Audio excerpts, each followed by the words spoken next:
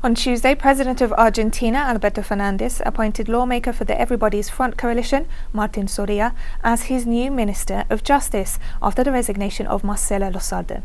Our correspondent, Carolina Silvestri, brings us more details on what the move means in the following report.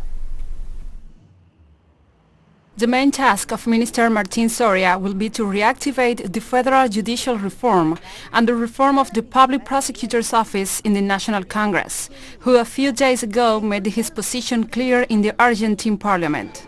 Let there be no mistake that lawfare in Argentina has lost its seat in the presidential palace, but it is still more alive than ever in some offices of the judiciary, in some offices of the Supreme Court or the federal courts.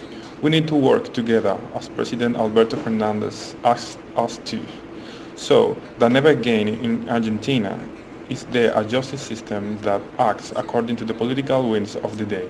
The objective of the official and former national lawmaker of the Everybody's Front coalition is to recover the independence of the judicial branch, co-opted by the Macri government and powerful economic groups. The meat grinder that they implemented in order to create that weekly agenda of political judicial news to tame anyone who opposed them and, at the same time, distract public opinion, while they plunge all Argentines into worse debt than under Videla and Martinez de Oz. There are also the meetings with the executive of the Clarín Group and the La Nación Daily, immediately after ruling that appeared on the covers of the newspaper to intimidate, to harass, to persecute. But they were wrong. They thought that the state was like their companies. They thought that they could do whatever they wanted, that they were not going to leave offices, and they ended up losing and left. The news about the appointment of the new minister was welcomed by the Union of Judicial Workers. Martin Soria was an affiliate of ours when he worked in the Federal Court of General Roca. I think that experience in the justice system should lead him to handle things as they should be handled, right?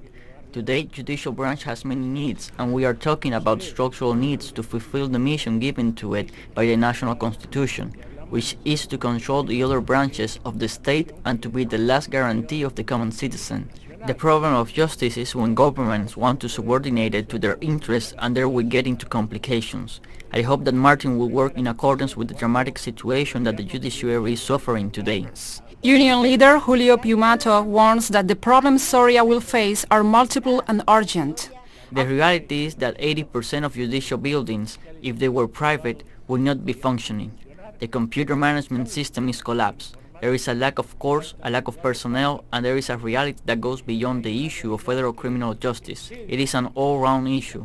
So we as a union have a proposal. We hope he is receptive to it, to a strategic plan being drawn up that truly be a state policy on justice, and where we consider all aspects of justice to elaborate a plan that in a few years will allow us to have the judiciary of the nation as the third branch of the state.